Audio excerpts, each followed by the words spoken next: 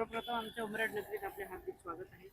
आज प्रभाग 7 मध्ये आपण आहोत आणि इथे छावणीचं स्वरूप आलं आहे। काय नेमकी परिस्थिती या ठिकाणी आहे, काय सांगाल आपण? इथे नूतन प्रायमरी स्कूल म्हणून एक स्कूल आहे। तिथे वेगळ्या वेगळ्या पार्टीजचे कार्यकर्त्यांमध्ये काही वाद झाला होता। पोलीसचे जे टीम्स आहेत आणि पोलीसचे जे फोर्स आहेत आणि वरिष्ठ अधिकारी पण इथे पोहोचला होता।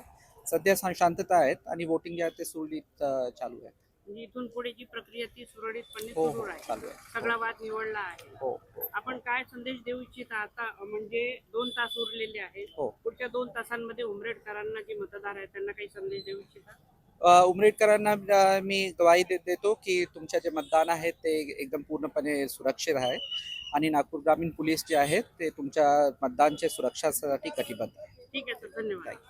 प्रभाग 7 मधील हे नगरपालिकेपासून अगदी हाकेच्या अंतरावर असलेलं हे ठिकाण आहे। इथे मतदान केंद्र आणि बूथ होतं, तर इथे काही वेळा आधी भाजप आणि काँग्रेसच्या या दोन्ही गटांमध्ये इथे आमना सामना झाला होता आणि इथे वातावरण चिघळलेलं होतं।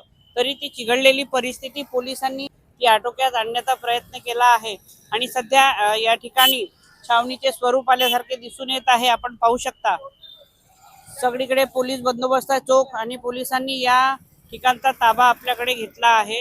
कारण की आजची जी मतदानाची प्रक्रिया आहे 5:30 पर्यंत चालणारं हे मतदान अगदी सुरक्षितपणे आणि सुरळीतपणे पार पडावे यासाठी ही भूमिका पोलिसांना आज या ठिकाणी घ्यावी लागली। आपण पाहत आहात विदर्भ आवाज। पुन्हा अशा माहितीसाठी आणि अपडेट जाणून घेण्यासाठी पाहत राहा विदर्भ आवाज न्यूज आणि कॅमेरामॅन रुपेश महाले सोबत मी सतीश तुरस्कर, उमरेड। नमस्कार। नमस्कार। काय सांगाल सध्याची जी परिस्थिती आहे उमरेड शहरात आणि मुख्यतः या भागात? प्रभाग 7 मध्ये मी जेव्हा आलो सकाळी 10 वाजता, माझ्या असं लक्षात आलं की 100 मीटरच्या आतमध्ये जो आपला नियम आहे की लोकांचा जमाव होऊ नये, मतदानाची प्रक्रियेला अडथळा येईल असं कोणी वागू नये, पण आमच्या लक्षात असं आलं की इथे उमेदवाराचं घर आहे, ते 100 मीटरच्या आतमध्ये आहे आणि 100 मीटरच्या आतमध्ये असल्यानंतर त्यांनी आपलं बूथ एक प्रकारे तिथे थाटून मतदानाला आळा होईल अशा प्रकारची वर्तणूक मला तिथे पाहायला दिसली। मी लगेच माझ्या उमेदवारांना विचारलं की आपण काय केलं याच्यावर? ते म्हणजे साहेब आम्ही तक्रार केली पण अजूनही कोणी दखल घेतली नाही। मी तात्काळ सीओला फोन केला आणि त्यांनी नंतर मी तक्रार केल्यानंतर सीएफटीच्या लोकांना पाठवलं आणि सीएफटीचे लोक आल्यानंतर त्यांनी ते बाजूला करण्याचा प्रयत्न केलं त्यांनी बाजूला। पण मी जेव्हा पुन्हा बाहेर गेलो आता माझ्या परत लक्षात असं आलं की तिथे परत झुंडशाही सुरू झाली आणि ती झुंडशाही सुरू झाल्यानंतर मी स्वतः एसपी सोबत बोललो। पहिले अगोदर जलक साहेबांना बोललो, म्हटलं बा तुम्ही ताबडतोब इथे सीआरपीचे लोक पाठवा आणि हे काही चांगलं नाही, 100 मीटरचा जो तुमचा दायरा आहे तो नियम आपण पाळला गेला पाहिजे। तेव्हा मग एसपींनी त्यांना पण फोन केला आणि तात्काळ इथे लोकांना बाजूला करण्याचं काम झालं। पण मला असं वाटते की या ठिकाणी नंतर आमचे सन्माननीय प्रभारी आमदार दटके साहेब पण त्यावेळेस पोहोचले आणि त्यांनी पण या सगळ्या गोष्टीची दखल घेतली आणि त्याच्यामुळे आता ही गर्दी या ठिकाणी आपल्याला पाहायला मिळते आहे आणि निवडणूक जी आहे ही निष्पक्ष भावनेनं लढल्या गेली पाहिजे असं आमचं स्वतःचं म्हणणं आहे। तो कुठल्याही पार्टीचा असो, तिथे झुंबड नसावी, तिथे आणखी काही कन्व्हिन्स करण्याचं काम जे काही सुरू आहे। काही ठिकाणी आम्हाला असंही आढळलं की कुठंतरी म्हणजे मतदारांवरती दबाव आणून सुद्धा, कारण उमेदवाराचं घर जवळ असल्यामुळे प्रभाव मतदारांवर पडू शकतो, हे आम्ही सीओंनाही सांगितलं रामटेकेंना आणि पोलीस अधिकाऱ्यांना पण सांगितलं। लोकशाहीचा हा उत्सव अगदी लोकशाही पद्धतीनेच पार पडायला पाहिजे। बिलकुल। आम्ही सरकार आहे वगैरे वगैरे अशी कधीहीच आम्ही हे करत नाही, आणला नाही। आम्ही नियमाचं तंतोतंत पालन झालं पाहिजे याच मताच्या। पण काही लोक दुर्दैवाने आपल्या त्या काही शक्तीचा आव आणण्याचा प्रयत्न उमरेडमध्ये करतायत।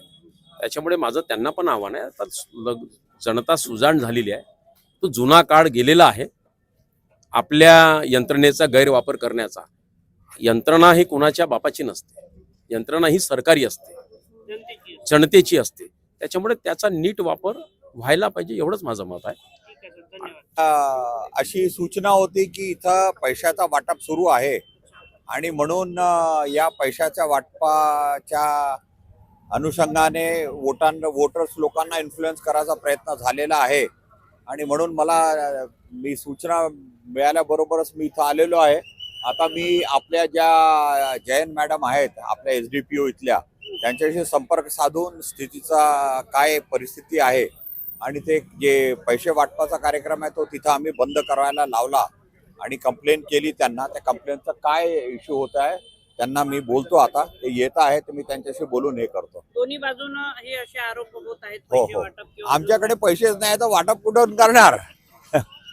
ठीक आहे. सर, नमस्कार. नमस्कार. प्रभाग 7 मध्ये शिंगणे यांच्या घराजवळ सध्या परिस्थिती बिघडल्याचं चित्र दिसून येत होतं. नेमकं काय घडलं त्या ठिकाणी, काय सांगाल आपण? परिस्थिती पूर्णपणे नियंत्रणात आहे. त्या बूथवर नेहमीप्रमाणे मतदान सुरू आहे. मतदानामध्ये कुठलीही बाधा आलेली नाही. पोलिसांनी आणि नगरपालिकेचा जो फ्लाइंग स्क्वॉड आहे त्यांनी तेथील परिस्थिती ताबडतोब घटनास्थळी जाऊन ती नियंत्रणात आलेली आहे. दोन्ही गटांना सांगितलं, त्यांनी त्या सांगितलं जे रेफरन्स होते त्याच्यात तोही त्यांना दाखवला. आता परिस्थिती नियंत्रणात आहे. त्या भाजप आणि काँग्रेस दोन्ही गटाचे लोक उमेदवार तथा ते नेते मंडळी आमोरासमोर आले होते आणि त्या ठिकाणी खूपच परिस्थिती बिघडत असल्याचे चित्र दिसून येत होतं. नाही, तसं चित्र निर्माण झालं नाही. थोडंसं चुरशीचा सामना असल्यामुळे त्या ठिकाणी दोन्ही उत्साही कार्यकर्ते त्या ठिकाणी जोश आलेले, उफाळून येत होता. जोश उफाळून त्या कार्यकर्त्यांचा आलेला. परंतु आमच्या कर्मचाऱ्यांनी, पोलिंग स्टाफनी आणि तिथल्या पोलीस विभागातल्या कर्मचाऱ्यांनी अतिशय चांगल्या प्रकारे ती परिस्थिती हँडल केली आणि आता परिस्थिती नियंत्रणात आहे. बरं, आज मतदान होईल आणि त्यानंतर उद्या मतमोजणी होणार होतं, म्हणजे उद्याचा दिवस 3 डिसेंबर आणि आता सध्या चर्चा सुरू आहे काही प्रसार माध्यमांवर, जी. वृत्तवाहिन्यांवर सुरू जी. आहे की 21 तारखेला मतमोजणी होईल. तर त्याबद्दल काय सांगाल आपण? आपण जसं वृत्तवाहिन्यांवर ते बघितलं तसं आम्हालाही सोशल मीडिया थ्रू आणि वृत्तवाहिन्यांवरून हे कळालेलं आहे. परंतु आमची तयारी उद्यासाठीची जी आहे मतमोजणीची ते पूर्ण आहे. अजून राज्य निवडणूक आयोगाकडून कुठल्याही सूचना प्राप्त नाही आहेत. नवीन सूचना आल्यानंतर त्या सूचनाचं 100% पालन करण्यात येईल. ठीक आहे सर, धन्यवाद. थँक्यू.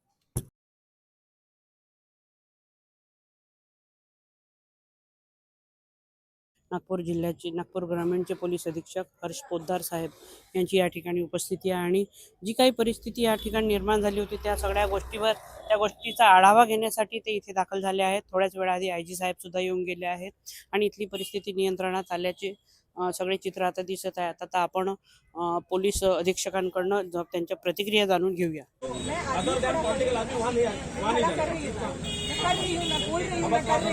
आप 2 मिनट उस लाइन के पीछे खड़े करिए, आपको बबल डालेंगे।